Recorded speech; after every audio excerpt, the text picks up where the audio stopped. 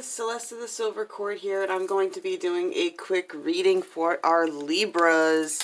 This is going to be for March 2020. Now, we got a good bit going on. We've got Mercury retrograde coming to an end, finally, on March 10th. And I always say the first 2 weeks, like 2 weeks pre and the 2 weeks post, are the hardest parts. And it's mainly because the 2 weeks pre-shadow phase for Mercury retrograde is usually where the slowdown happens, and the 2 weeks after is where the takeoff acceleration happens. And especially with the first one of the year, because it almost always coincides with Aries season, which is you guys' opposite, which is actually kind of a thing. They're like Aries and Libra really what is the thing? It's like opposite, but still complementary. We're very complementary towards each other. I had a ton of Libras in my life. My best friend since I was 13 is a Libra. So you guys have a lot of energy going on. You guys have been going through a lot. So you have this fantastic way of working through it for some, you know,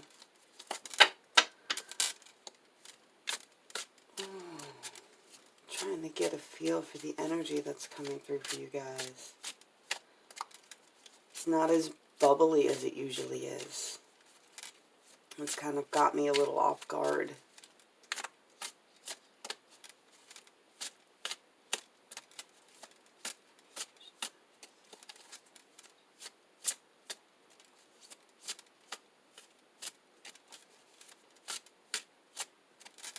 All right, no jumpers.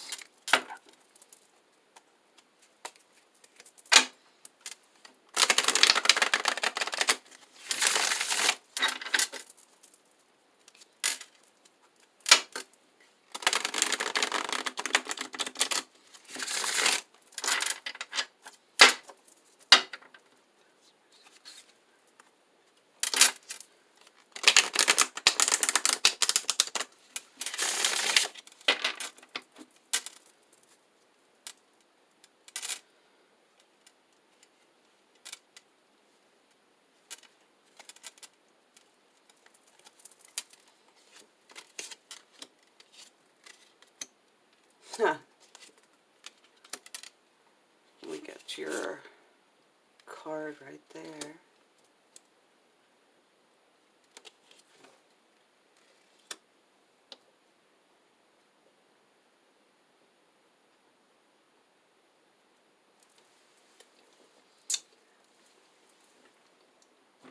I see you guys really, let me pick your clarifiers. I see you guys like you guys are in your energy. This Aries season is, you guys are waiting for this. This is, you are in your energy. You are manifesting around you with the Magician there. You have the Death card. So this is a closing out of a major cycle for you. Whatever trials and tribulations this Mercury retrograde brought up was really just a solid closeout to a cycle, because I see it closing out and you sitting and really taking more control over your own self-fulfillment and really getting into that 10 of Cups mode. And that is, 10 of Cups comes after the 8 of Cups, after the 9 of Cups. It comes after the sacrifice and the walking away. But I see for you guys, it's not so much of a walking away as you are taking control. You're like, that's it. I'm taking control of my personal energy. I'm going to use balance and fairness, because that is what I believe in. I believe in being balanced and being fair. And you guys,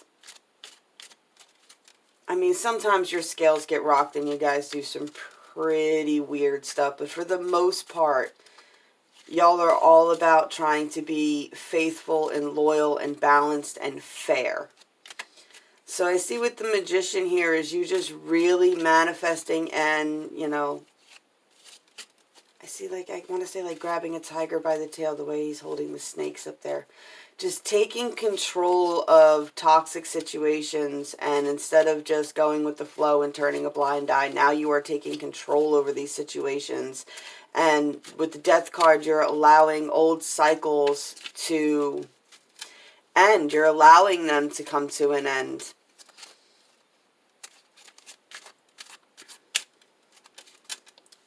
You know, in order for old cycles to end is how rebirth happens. And then I see directly after that, Queen of Staves, Ten of Cups. So you are just taking control and going after your own emotional fulfillment. And you're casting fair and trying to cast fair and kind judgment on those, not so much those around you, but for yourself. You're showing you're showing your compassion, but at the same time you're setting healthy boundaries, and that's how you're going to be creating these new situations around you.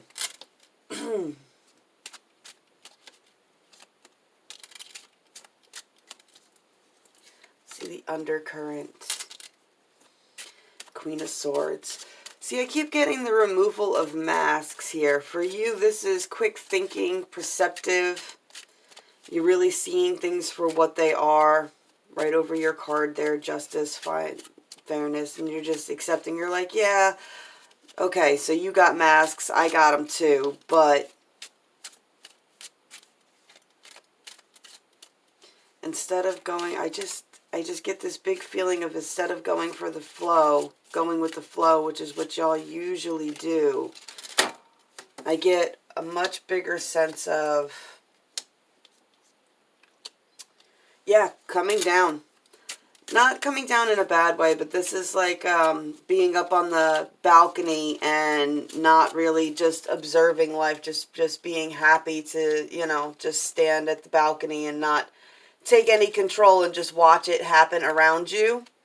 And it's time to really come out of that type of energy. Because this is right over the Magician card. You've observed long enough to know the situations around you for what they are, and the relationships for what they are. And it's time to come into your own power and allow old cycles to close so that new can come in. And this is not just about casting judgment on others on things that they need to change, but balancing out that with the fact that you wear masks and you have things you need to change about yourself too. And then over here with the Queen of Staves, we have the King of Staves. So I really see that there's a lot of being able to come together here. And the end of the Ten of Cups here is the end of dark game playing. It's time to make things fun again, but in order for you to get to a place where you can have this balance between the Divine Masculine and the Divine Feminine, and it could be fun again, and it could be Ten of Cups modes. It really is dropping the dark games. No more hiding from other people's toxic aspects. No more hiding from your own toxic aspects. This is all really about facing yourself and facing all the things. But the Magician is, you know, the major manifester. And the Magician could be also considered a game playing card, someone who plays games with you that, you know, they say they're constantly going to do something and then they never do. And that's the kind of cycle that you need to end out. If you've been asking somebody to stop doing something that's hurting you over and over and over again, it's time to close out that cycle and seize your own power if you ever want to get back to the Ten of Cups mode. It's really being firm. I see you just really taking a firmness. It's time to take control of the situation, recognize your own masks and your own strengths, and using that quick thinking and perception to, and your oversight, the fact that you've overseen, you see all of this around you. You see, you know, it's usually like surrounded by a 10 swords, but in this card, she's on a balcony overlooking everything. You've been overlooking long enough. It's time to seize into your own power to close out these cycles so that you can bring in this into balance, and then you can get you and whoever this is that you're working with, or this other energy that's a problem with you, that you guys can really have this Ten of Cup healthy balance again. And the games can go from being mask wearing to fun and innocent again. See, 'cause he's holding kind of a scary mask down here, but he's really just a kid. And that's the whole battling with the shadow aspect there too. Is your shadow's usually just your inner toddler pitching fits. But it is time, definitely, to take control.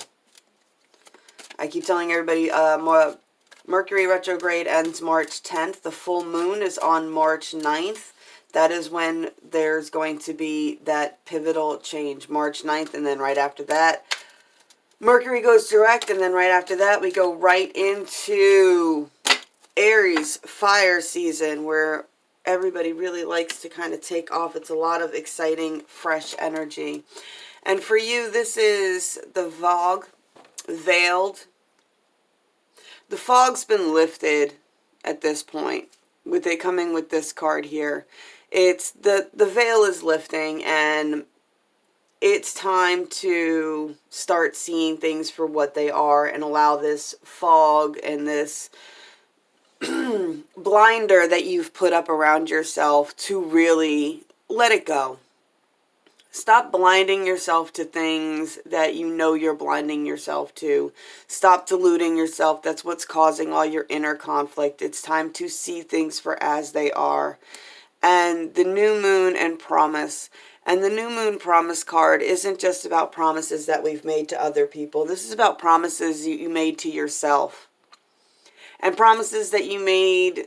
You know, a lot of times we get so wrapped up in the promise that we promised a significant other or another, a relationship partner, that we overlook other promises we've made to other people, and we overlook promises that we've made to ourselves.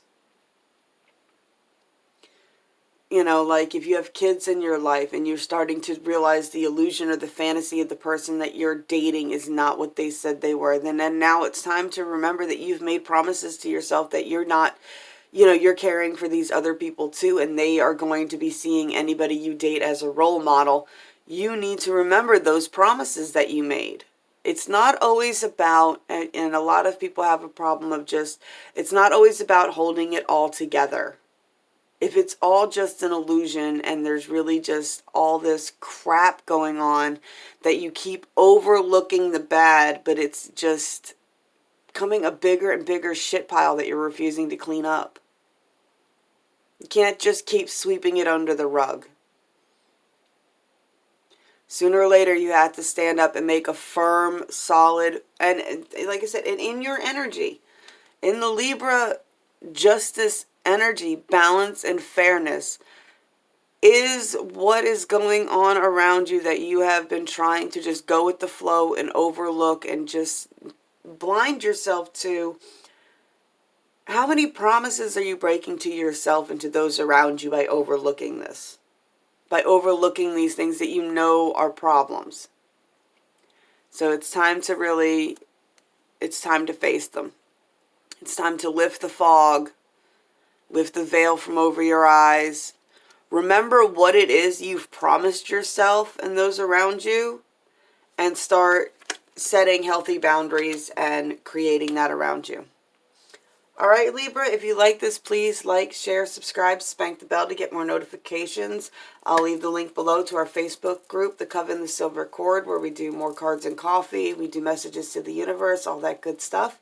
And I will talk to you later. Blessed be.